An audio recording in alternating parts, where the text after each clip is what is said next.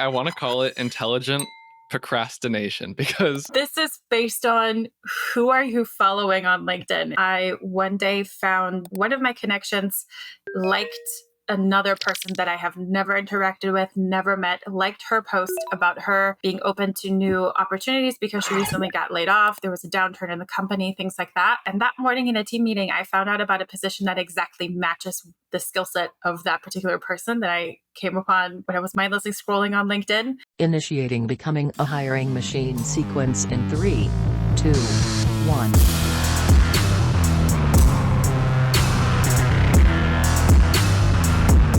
Hey everyone, it's Sam Keenly, and welcome back to Becoming a Hiring Machine. This is the show dedicated to fixing recruitment by going beyond saying what needs to change and instead teaches you how to make that change. Today, we've got a Tactical Tuesday ahead of us, but before we get into that, just want to tell you a little bit about the show. Essentially, we have shows within the show. Some days we have interviews with industry thought leaders and others who are shaking up the space, while other days we cover trending topics, items that recruiters are talking about or will be very soon and what those mean for them. Every Tuesday like today, we drop a Tactical Tuesday episode where we go deep on how to do something that's going to help drive better results in your day-to-day. Sometimes we open it up for Q&A. Listeners can drop in questions that they'd like to hear us take on, so send those to us at podcast@loxo.co. And occasionally Matt will stop by for a mic drop episode where he shares something that he's been thinking about within the recruitment space and wants to share. All right, for today's Tactical Tuesday, something we all go through is the dreaded rut in recruiting. Can't seem to find good candidates.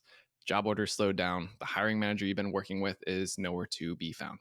Gone. Happens to the best of us. But you aren't alone. And today we're going to talk about some of the different things that you can do to help you get out of that rut. So, as always, Vivien is joining us for today's Tactical Tuesday, and she's going to help lead us through it. So, Vivien, welcome back. Thanks for having me again.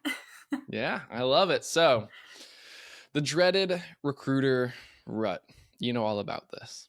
Yeah, been there once or twice myself. This is when you're spinning your wheels. Nothing seems to go anywhere. Hiring managers aren't giving you feedback. You can't find any new clients, no new agreements. You can't seem to find the right candidates. And you're just kind of spinning your wheels thinking, oh my gosh, how am I going to get out of this? How can I get some momentum again and get some forward movement? And this happens all the time. This is just part of recruiting. But something that is really unexpected that was actually really helpful for me is to do something completely different.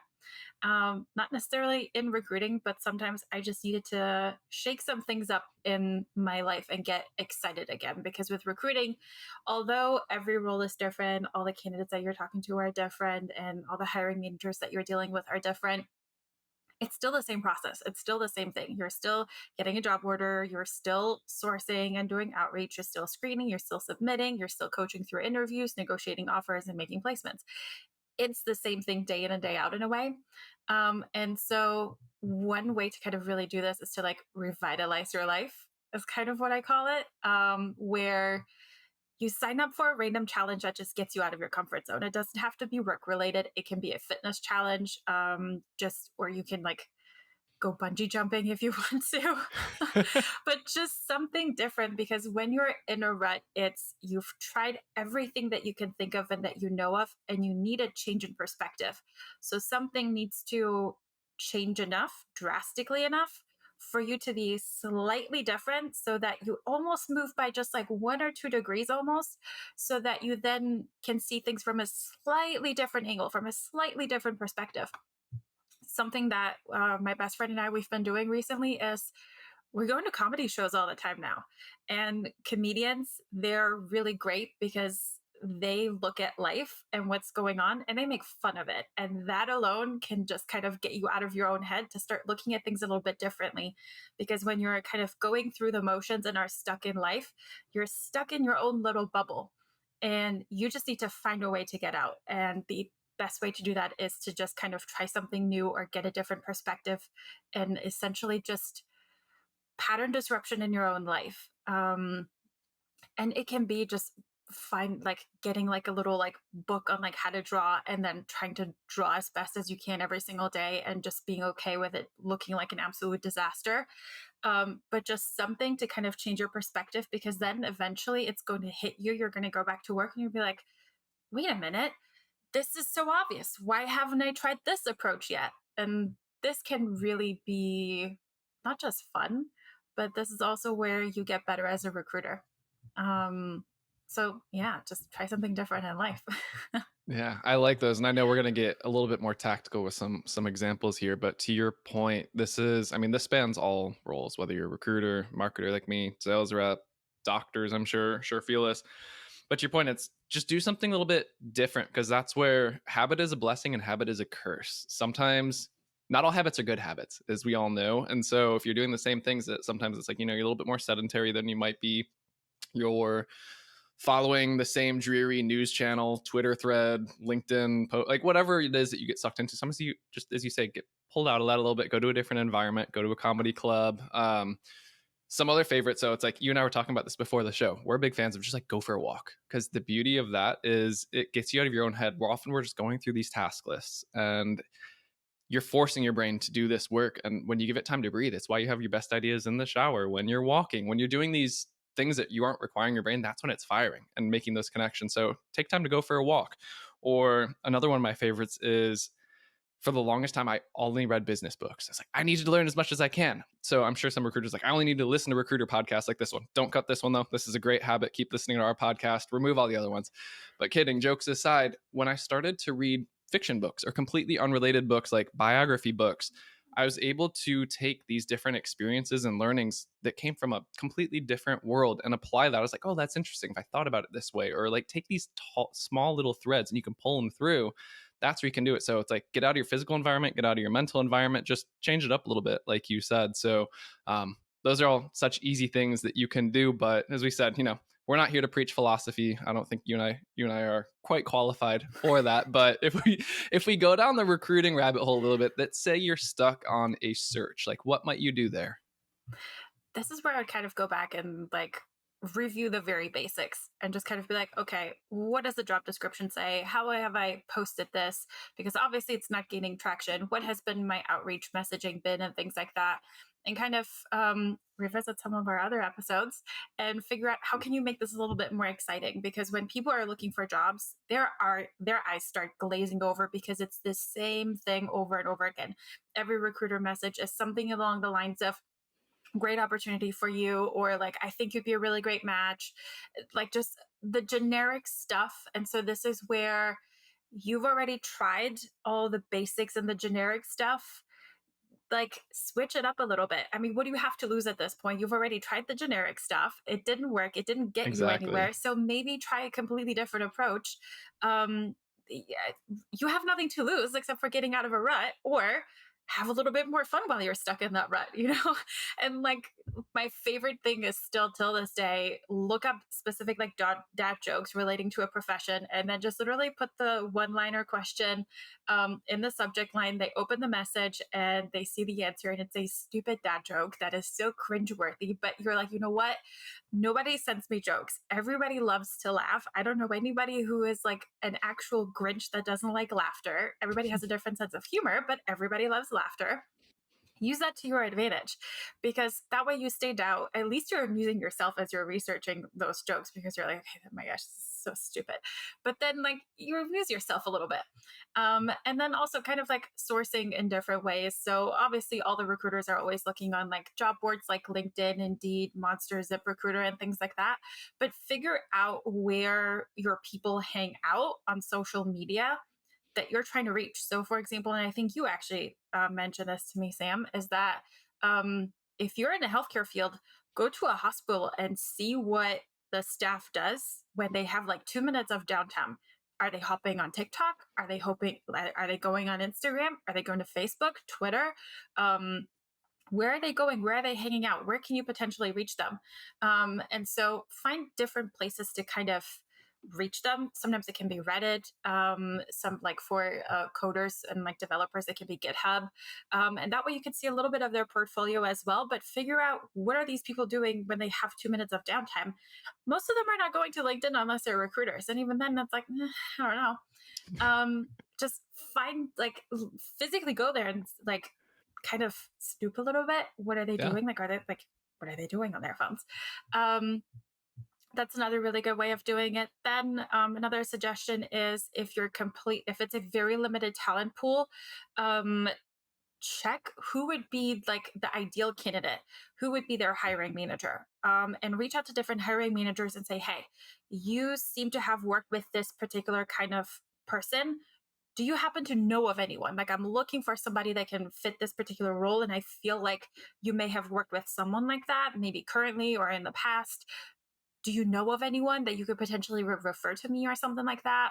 Um, or like look for peers that don't necessarily have that same position, but would be working in conjunction with that position, because every single role has to work with somebody else on some kind of like vertical level.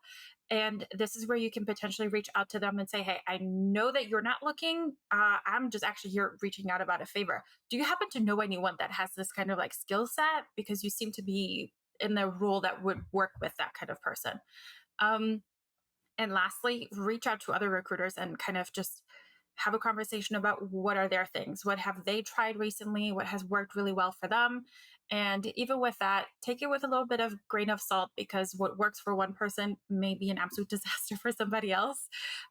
So again, try some different things, get out of your comfort zone, and network, because sometimes recruiters have different ways of kind of going about it, or like, you know what, I've actually tried this top secret business development method, or this is how I've been finding my candidates and things like that. And this is typically not something that, unless they have a podcast and they have the time, they may not share this.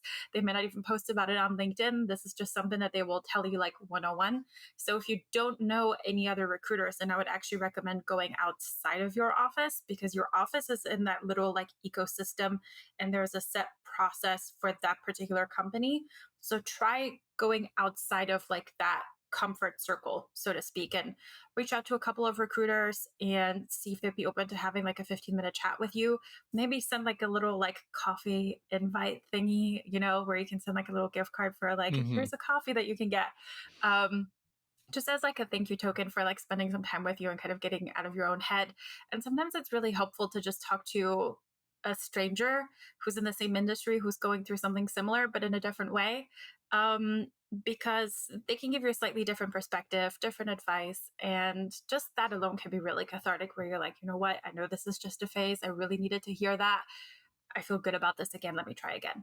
Yeah. Yeah. Very rarely read, almost never, will you be the first person to encounter a very specific problem. Many have been solved before. So, like you said, it's either what's the worst that can happen? Like, use common sense and everything, but try something different. You're not getting results with whatever you're doing now, so try something different. Or, like you said, get out of your ecosystem, go talk to other people, see what they've done, whether they're living peers, book peers, something else. Just go see how others have come up against this challenge, because again, you're probably not the first person to solve it. So great recommendations there. And now we're going to hit one that's close to home. I know we've touched on biz dev in plenty of episodes before, but it's very timely. A lot of people are still kind of stuck in the business development rut. So what you do with this one?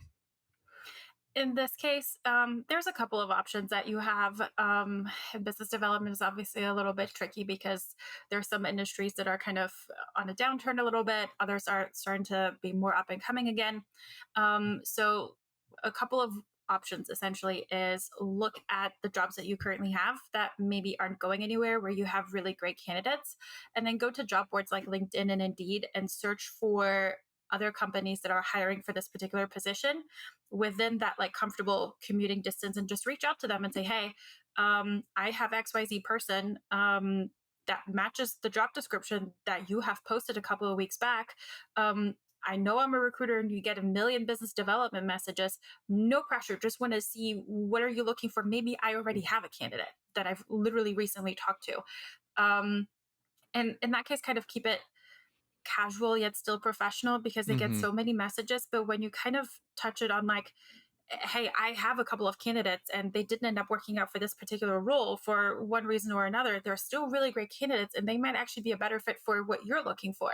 And specifically tailor your message to hit some of the pain points that they're mentioning in their job description, because they always put some specific pain point in there that this position needs to help solve.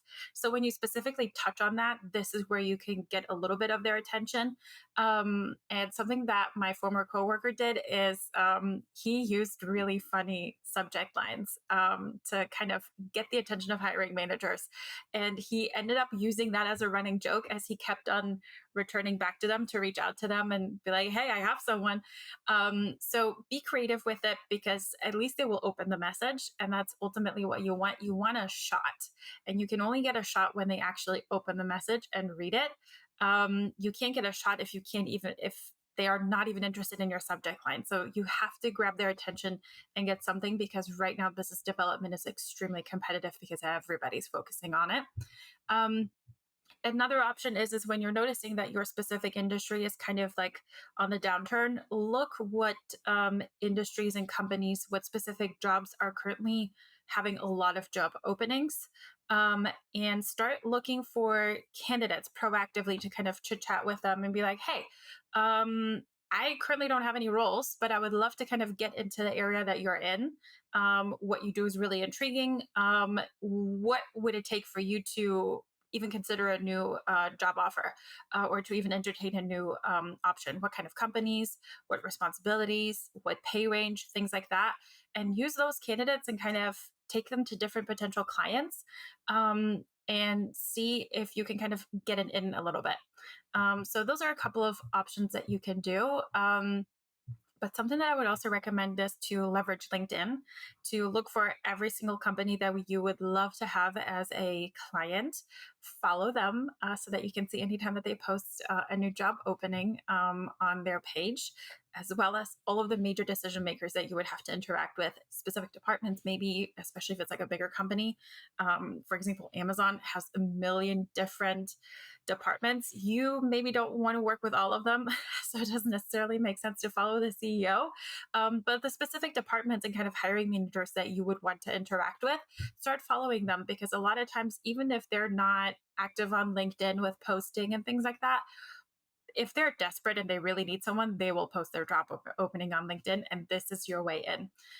Also, follow all of your hiring managers that you're currently working with, as well as their company pages, because this is where you can see job openings. So even though they initially try to fill it internally, you can proactively like reach out and say, hey, I saw that you're posting this. Whenever you're ready, I have a couple of candidates I can send you over whenever you're ready.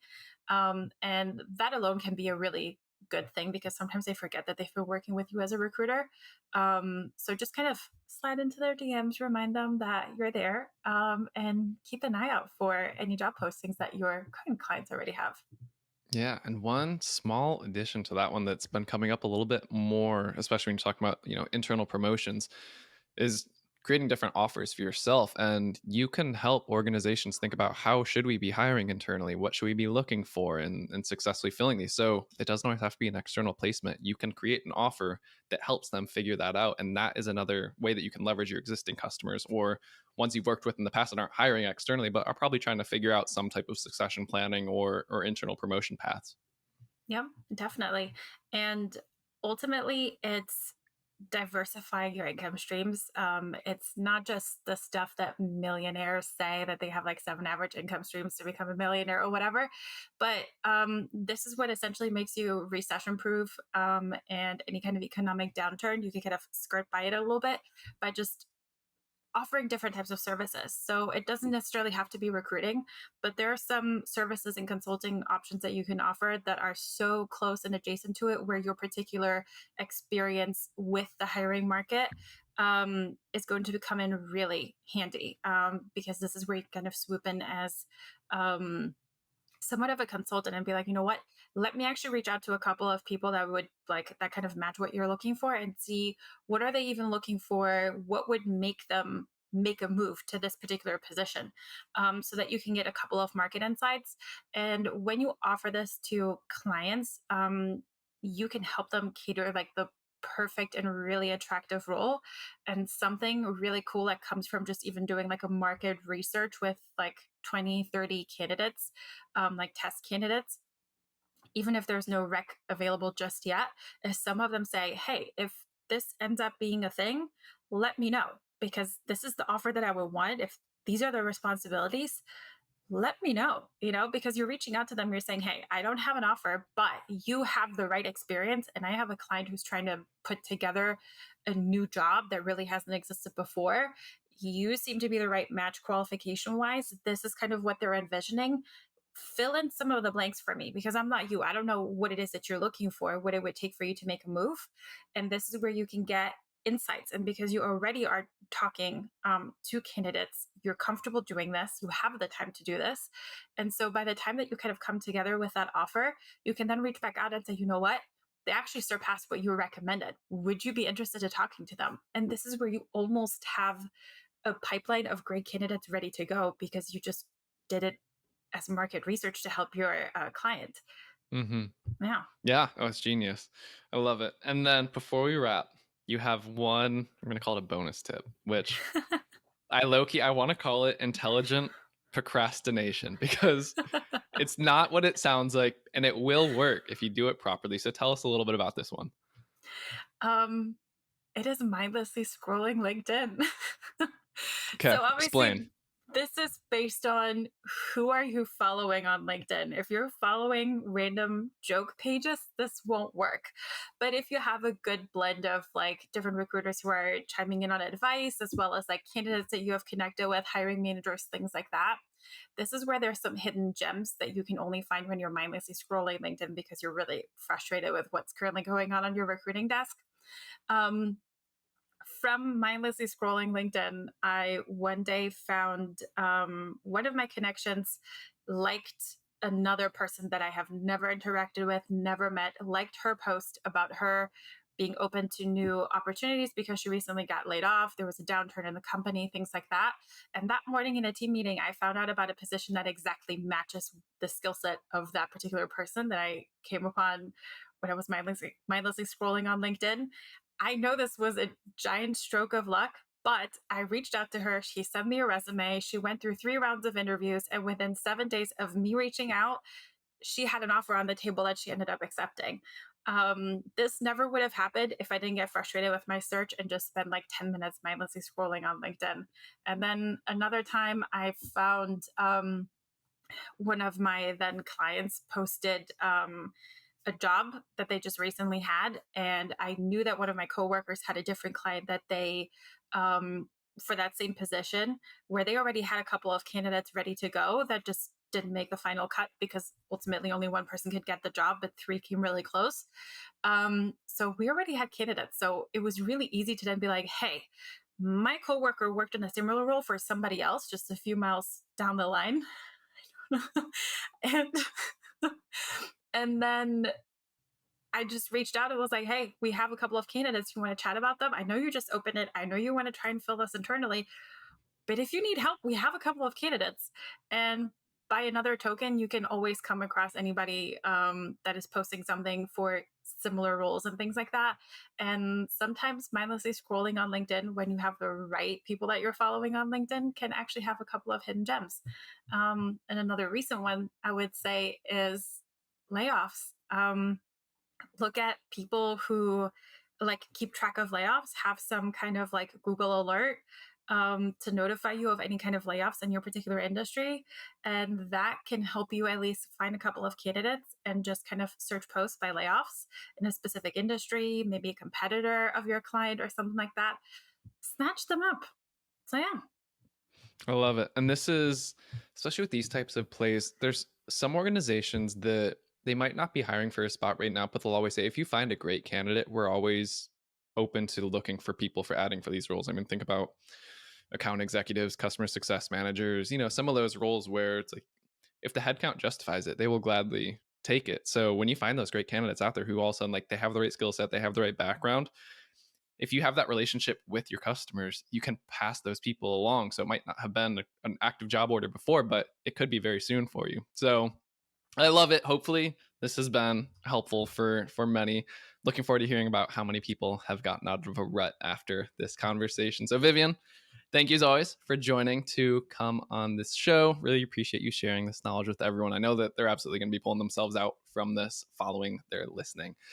So as we wrap, Becoming a Hiring Machine is a production of Loxo. You can find all of our show notes in the description of your favorite podcast streaming platforms, as well as on our website, loxo.co/podcast. Full video episodes with our beautiful faces are on YouTube, as well as a website.